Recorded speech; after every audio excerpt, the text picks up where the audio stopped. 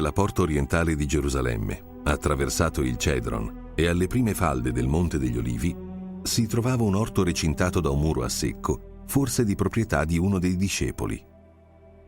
All'interno, un frantoio dava il nome al podere stesso, Getsemani, pressoio per olio. Qui, nella quiete di un giardino di ulivi, presso una grotta adibita ad usi agricoli, Gesù usava ritirarsi nel suo ultimo soggiorno a Gerusalemme. Qui, soprattutto, tra l'incomprensione dei discepoli, trascorse quell'ultima tragica notte prima della condanna. Perché si dice frantoio? Oppure, che cosa intendiamo per frantoio? Il dizionario dice: il termine viene usato come strumento o apparecchiatura per la frantumazione di materiali solidi, pietra o olive. L'evoluzione dell'uomo si consolida con l'applicazione della forza meccanica nel suo lavoro. Con questa abilità si è impostata un'attività oggi chiamata oleificio. In passato il nome usato era diverso: trappeto, trappetum, trappitum, frattoio, frantoio, macchina, torchio oleario, rustica economia, molina d'olio, opificio.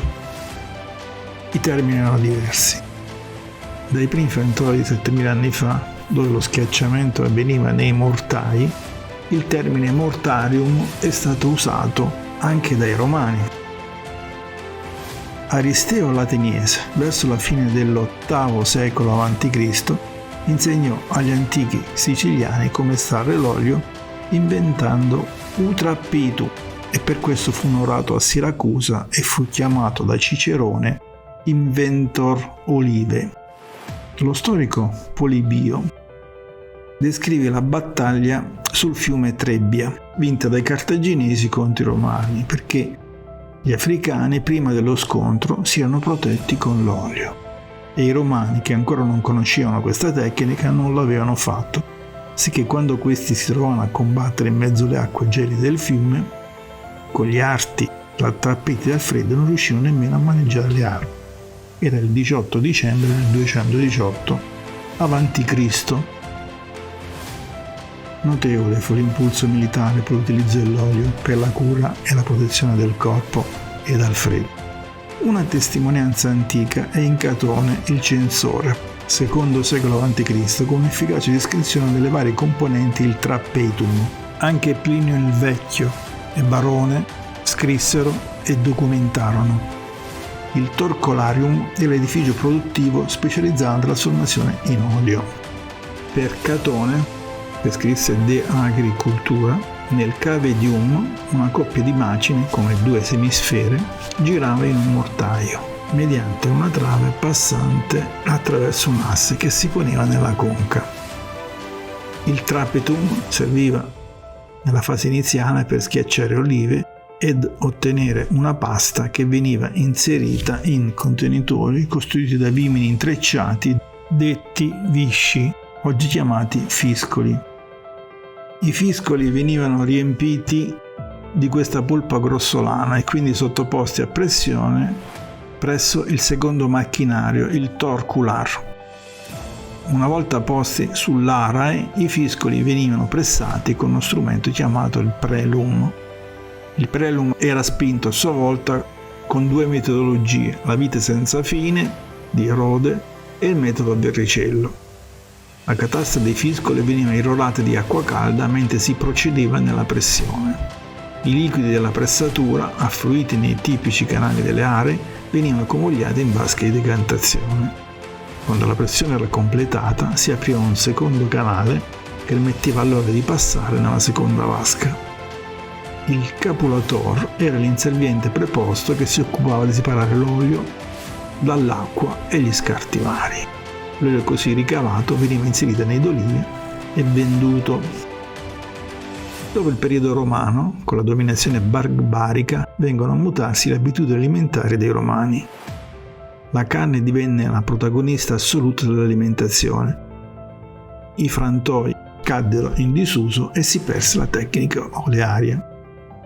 Fu nel XII secolo che i monaci iniziarono il recupero degli uliveti, contribuendo a riportare l'olio d'oliva al centro dell'alimentazione della nostra penisola. L'uso e consumo era stato scarso per tutto il periodo alto medievale a causa delle numerose distruzioni subite nelle campagne, che aveva portato a un conseguente impoverimento degli oliveti. I monasteri divennero floridi centri agricoli avanzatissimi, ovunque andassero i monaci portavano i loro raccolti. Nel Medioevo si diffusero i trappeti ipogei, strutture scavate nella roccia dove si produceva olio d'oliva detto lampante, perché è utilizzato per l'illuminazione. Le grotte per la realizzazione dei trappeti o frantoi furono ricavate con la trasformazione dei granai e di cripte presenti nel sottosuolo. Al trappeto lavoravano i trappetari. Chi partiva per lavorare al frantoio si assentava per diversi mesi. Da novembre si scendeva in frantoio e si riemergeva in aprile o maggio. L'ambiente ipogeo manteneva una temperatura costante di circa 20 gradi. La temperatura doveva essere bassa, abbastanza per evitare il degrado del prodotto, ma superare quella della solidificazione dell'olio, ossia i 6 gradi. Il marchese Domenico Grimaldi nel 1783 nel suo trattato parla di fattoio e frantoio, e utilizzando anche il termine mulino da olio per classificare il frantoio di Stabia rinvenuto nei scavi di Pompei. Giovanni Presta nel 1786 parla ancora di differenze tra vari trappeti calabresi e genovesi. Il trappeto a sangue si chiamava così il frantoio per la molitura delle olive azionate da uomini e animali. E fino al XVIII secolo la lavorazione delle olive seguiva tecniche arcaiche. Chiaramente superato il cosiddetto trappeto alla calabrese. 2 grandi viti incastrate sulla pietra pressavano le olive già lavorate sulla macina. Il sistema consisteva proprio nella scarsa resa, la necessità di scaldare i frutti prima della lavorazione e quindi ne inficiava la qualità. La svolta arriva nella seconda metà del XVIII secolo grazie all'introduzione del trappeto alla genovese, costituito da un torchio a un'unica vite, sponsorizzato dal marchese genovese Domenico Grimaldi, in grado di produrre più macinature di olive. Per fare chiarezza, la molitura consiste nel processo meccanico nel quale le olive vengono compresse per far fuoriuscire l'olio grezzo. La frangitura è la fase durante la quale le olive vengono frantumate fino a ottenere una pasta grossolana. Il frangitore esegue la frantumazione violenta delle olive con attrezzo in acciaio al fine di ottenere una pasta grossolana. L'oleificio è un'industria agraria nel quale si attua un processo di estrazione con metodi di tipo meccanico. Nell'oleificio si distinguono i vari locali di lavoro: l'olivario, l'accumo delle olive, il frantoio, il locale di molitura e l'estrazione, oliario, l'accumo di olio da chiarificare, inferno, lo stoccaggio delle acque di vegetazione, il sanzario, lo stoccaggio delle sanze in attesa del trasporto. Il frantoio è la macchina che esegue l'azione meccanica in seguito alla rotazione delle ruote in granito sulle olive per frangere le olive ed ottenere una pasta grossolana. Viene usato anche come luogo di produzione e viene usato anche come varietà di una pianta di olive.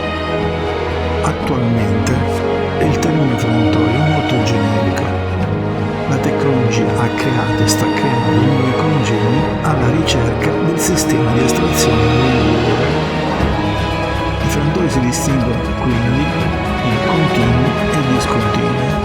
Il sistema continuo è costituito da un insieme di macchinari collegati in continuità tra di loro e che esclude ogni interruzione della lavorazione. Le fasi del processo di lavorazione delle olive sono il lavaggio, la frangitura, la granulatura, la centrifugazione e la separazione. Nel sistema discontinuo o tradizionale le fasi sono il lavaggio, la molitura, il caricamento sui fiscoli, la pressatura e la separazione. Altri termini e attrezzature nuove stanno emergendo, quali decanter, centrifuga, separatore, sistema ultrasuono, granula. Da questa attività mineraria l'uomo moderno ed evoluto ha tratto economia e prestigio per la sua alimentazione e la sua salute.